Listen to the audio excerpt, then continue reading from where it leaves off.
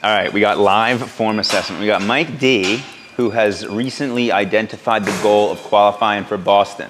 So before I just throw a bunch of run volume at Mike, I want to make sure that he's got solid form. Now, I was with Mike in person last summer. We did a track workout at the Do Hard Things conference. We did. And Mike was easily the best of like the 8 or 10 dudes that were there at implementing the tips that I had for him. If I remember correctly, we focused a lot on body position, falling forward, using our momentum. That's where we just started with Jose. So we're gonna check in on that to start. So when I'm looking at someone's form here, there are 2 things that I'm looking at. I'm looking at the top and I'm looking at the bottom. So where is his head and where are his feet? Right here we can see Mike's forehead, the crown of his head is the farthest thing forward. He's not leading with his chest, his feet aren't out in front of him. So that means that he's in a good body position where he can lean forward and use his momentum to his advantage. He can use gravity.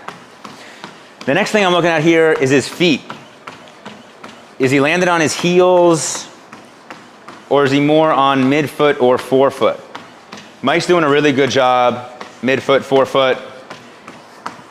When we land up on the front half of the foot, we're basically allowing all the muscles in the lower body to turn on and brace the load that we are putting out with each stride.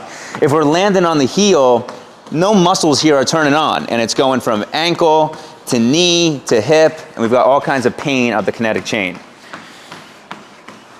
All right, next thing I'm looking at with Mike here is what is the angle of his leg at his plant? And Mike's got a pretty good knee bend. So we want to land not only with that foot planted and that load bearing on the front half of the foot, but we want to make sure that the rest of the leg is bent up to kind of keep that all in motion. If we land like this, we're doing a little bit of a hip swing. That's just not helping us out. All right, next thing I'm seeing here on Mike, we want to check in on his position of his hips up through his spine. So a cue that I like to teach is having a really tall spine and a long neck, feeling that all the way up through the back of the head and allowing that length to keep the backside open and loose and again guide him towards that forward body position.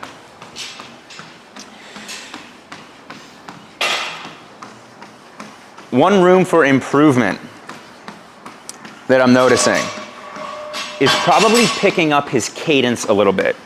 Cadence is just the number of steps that you take per minute.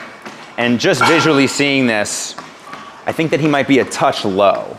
Now, what is the problem with a low cadence? There's not a specific number that you have to hit, but the higher that your cadence is, the less impact force your body is bearing per stride. If you've got 60 seconds of running and you only take 140 strides, that would be like a really, really low cadence. Every stride is taking up more time. So your time connected to the ground is longer. If you're up at like 180 cadence, that would be a nice high cadence. You know, that's more steps per minute, which means that each step is bearing less force. So how do we want to increase cadence? All right, continue with the live lesson. Sweet. So we want cadence to be driven by elbows. But what a lot of people make the mistake of doing, and I'll guide you in a second before I show people where they get trapped, is they have their arms crossing their body. So then all of a sudden, if they're trying to drive their cadence by their elbows, they've got so much rotation, which is just massively wasted energy when we're trying to go forward. A lot of times, if we've got that big cross-body motion, our heart rate starts to rise as well without us actually going any faster. So Mike, what I want you to do here, I want you to take your arms and I want you to envision holding dinner plates. Okay, we got palms facing up. All right. We want to tuck these right up in the chest. That's a great region. I want you to find something that feels comfortable within that. And the arms are still pumping back. So yeah, so keep the motion going, and you can close your fists, but we want to keep that palm still facing up.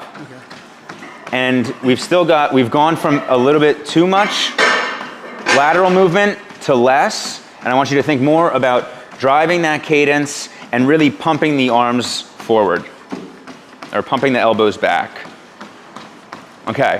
Now you see how naturally he's pumping his arms more, and now all of a sudden we can hear his feet pitter-pattering more frequently. And all of a sudden that means that there's less impact force on each step. So now we're trying to bring it all together. There's one final piece of advice that I'm going to throw in here. So as he's pumping his cadence a little bit more, we can see that his leg has straightened out a little bit at his plant position. So we want to think about a forward knee drive. So think about your knees, visualize them going forward with each stride, not up, just forward. There you go. You can back up a little bit so that you're not hitting the front of that. Yeah. And now, boom. And now keep those arms tucked up tight. No wasted energy. We got a 50K tomorrow. We got to make sure that we're conserving as much energy as we can. Cool. Now, final tip that I want to give here. This is a bonus. When we talk about pacing, anything from recovery run up to our top speed workouts at track, we want the form to be the same. The difference in speed all comes from the difference in power out the back. How are we feeling our force coming out of the bottom of our foot and sent out back? So I'm going to turn this down for you first. Okay. We'll go down to, we'll get, I might have just hit that much, may have paused it. All right, let's get back. Okay, so we're at 4.2. This is decent recovery speed, so let's let it ramp for a second. So try to have your body like here on it. Yeah, sweet. So we're at 4.2 here, arms up a little bit. You've got great palm position. And now we're going to slightly ramp it. Can you feel that power changing out the back? Yep. Now we'll get it up to like 6. Nothing crazy, but definitely faster running. And now you look efficient. Like you look good. You look like a runner. Again, we're checking into all the cues here. Front of the head is the most forward point. He's got a good angle. Horizontal, vertical angle here. He's leaning from the ankles. There's no hip hinge. He's not running forward by just doing this. He's running forward by having the lean start from the ankle. Where is his foot position? He's landing on the ball of the foot. Think about how you would stomp. If someone said stomp on an ant, how would you land? That is how you want to land in your running stride. We got the palms are in and up. No crossbody movements. We're staying right like this. And those elbows going back are driving cadence. The other things, the final 2 things we checked in on, he's got good knee drive going forward. And his only change here is power at the back. So let's do a little bit of a cool down. We'll teach that as well. We got him down to 3.8 here. Maybe get you to 4. And it's the same stride, just less power out the back. That's crazy. I can feel it so much more in my glutes than I've ever had, which we identified was a problem. Oh, so last week, Mike was doing some running and he had some outer knee pain on the right side. IT band area, whatever it is. The biggest rule in running is that if there is an area of the body that's hurting, it's because it is bearing the load that another muscle group is supposed to handle that it's not. So why is his IT band sore? Well, very possibly because his glutes aren't firing the right way. How do we check in on the glutes firing? All these different things that we just did. We can do some different activations and stuff, but ultimately, if your form is correct, running should not hurt your body. Great work, brother. You got a 50K tomorrow. Let's cool off. Thanks for being a good sport. Dude, you're the man. I felt amazing. Let's go. Come on.